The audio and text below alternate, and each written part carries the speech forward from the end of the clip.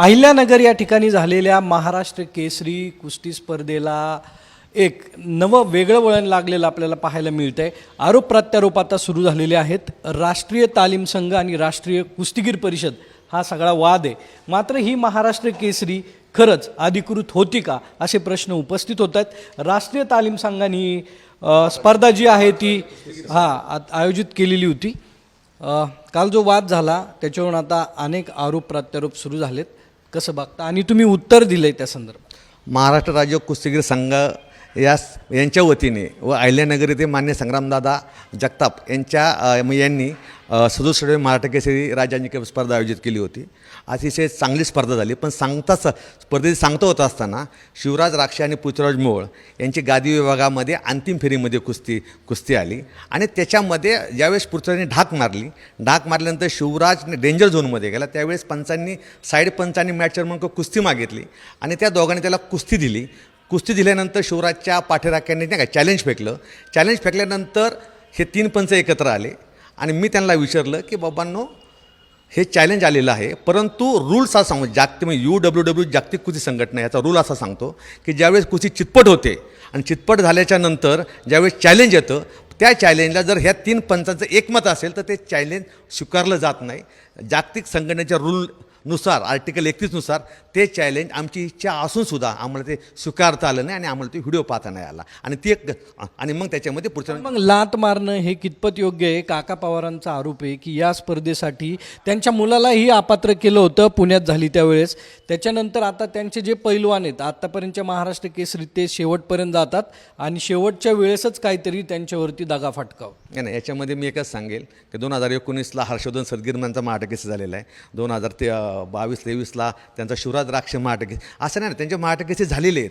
परंतु असं काहीच होत नाही. कुस्ती या स्पर्धेमध्ये काका पवारांच्या तालमीतले 10 ते 12 मल्लांना सुवर्ण पदकं, रौप्य पदकं, ब्रांज पदकं मिळालेली आहेत. म्हणजे या स्पर्धेमध्ये सुद्धा काका पवारांच्या तालमीतल्या मुलांनी पदकं मिळवलेली आहे. त्यामुळं हे जे सांगितलं जातं हे कुठेतरी चुकीचं सांगितलं जातं.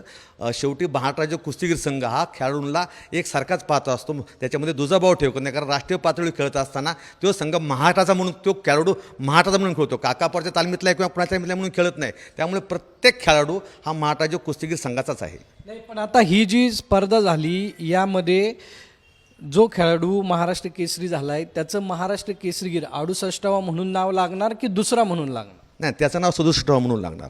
आपण पाहतो लोकसभा विसर्जित होत असतात, विधानसभा विसर्जित होत असतात आणि नवीन विधानसभा येते, एक नवीन सरकार येतं. कदाचित ते वेगळ्या पक्षाचं असेल, पण आपण म्हणत नाही ना त्या पक्षाचं पहिल्यांदा सरकारला तू बाबा नाही का पहिलंच सरकार असं आपण कधीच म्हणत नाही.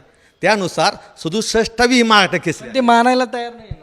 ऐका ना, कोणी मानू अथवा न मानू, मला असं सांगायचं आहे, राज्य अजिंक्यपद स्पर्धेमध्ये हा किताब दिला जातो. राज्य अजिंक्यपद स्पर्धा ॲथॉराईज संघटनेला घेण्याचा अधिकार आहे.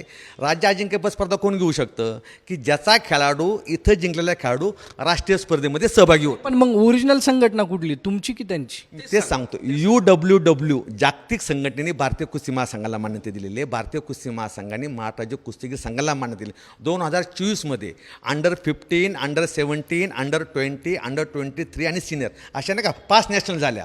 महाराष्ट्र राज्य कुस्तीगीर संघाकडे 150 खेळाडू सहभागी झाले आणि त्यातल्या 78 कुस्तीगीरांनी मेडल मिळवले. महाराष्ट्र राज्य कुस्तीगीर संघ ह्याचे खेळाडू महाराष्ट्र राज्य परिषद एकही खेळाडू सहभागी नाही झाला. पण मग आता जी 3 वर्षाची बंदी घातली आहे, निलंबन केलं आहे, ते कुठल्या आधारावरती केलं आहे आणि त्याचा फटका या खेळाडूंना बसणार आहे की नाही? पंचांना लात मारणं हे 100% चुकीचं आहे आणि आज जर आपण त्यांच्यावरती काय कारवाई केली नाही तर म्हातारी मेल्याचं वाईटने पण काळ सोकवेल. आणि मला असं वाटतं की या भीतीने जर राज्यातल्या पंचांनी रेफरी करणं सोडून दिलं तर ह्या सगळ्या कुस्त्या घेणार कोण? आमच्या दरवर्षी 12 राज्य स्पर्धा होतात, हजारो कुस्तीगीर त्याच्यामध्ये सहभागी होतात आणि त्याच्यामध्ये पंचच जर आले नाहीत त्या स्पर्धा घेणार कोण? आणि मला असं वाटतं हे आमच्या खूप कमी कडक नियम आहेत.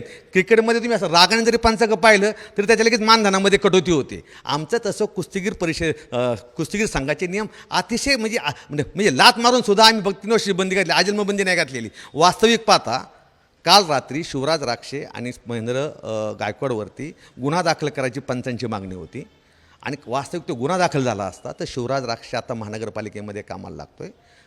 महेंद्र गायकवाड रेल्वेमध्ये कामाला लागतो, दोघांच्या सरकारी नोकऱ्या आहेत. आणि जर रात्री तो गुन्हा दाखल झाला असता तर कदाचित त्या गुन्ह्याचा निकाल ज्यावेळेस 10 वर्षांनी लागेल त्यावेळेस तोपर्यंत त्याला नोकरी मिळाली नसती. त्यामुळं आमचे महाराष्ट्र राज्य कुस्तीगीर संघाचे अध्यक्ष रामदासजी तडस तिथं आले. आम्ही सगळे पदाधिकारी एकत्र बसलो. आम्ही त्यांना पंचांना विनंती केली की बाबा हे रागामध्ये झालेलं आहे सगळं, रागामध्ये हा प्रकार घडतो, पण रागामध्ये प्रकार घडत असताना शिवराज पण आपलाच आहे, महेंद्र पण आपलाच आहे. त्यामुळं अशी त्यांना आपण शिक्षा देऊ नये की त्यांचं आयुष्याचं नुकसान होईल. म्हणून रात्री आम्ही त्यांच्यावरती गुन्हा दाखल नाही केला.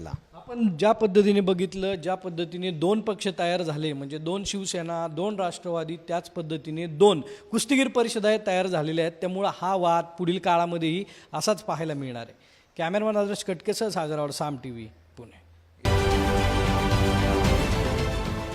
देश विदेशातील प्रत्येक घडामोडींचे लाईव्ह अपडेट मिळवण्यासाठी आता साम टीव्हीच्या सर्व सोशल मीडिया प्लॅटफॉर्मला लाईक, फॉलो आणि सबस्क्राईब करा.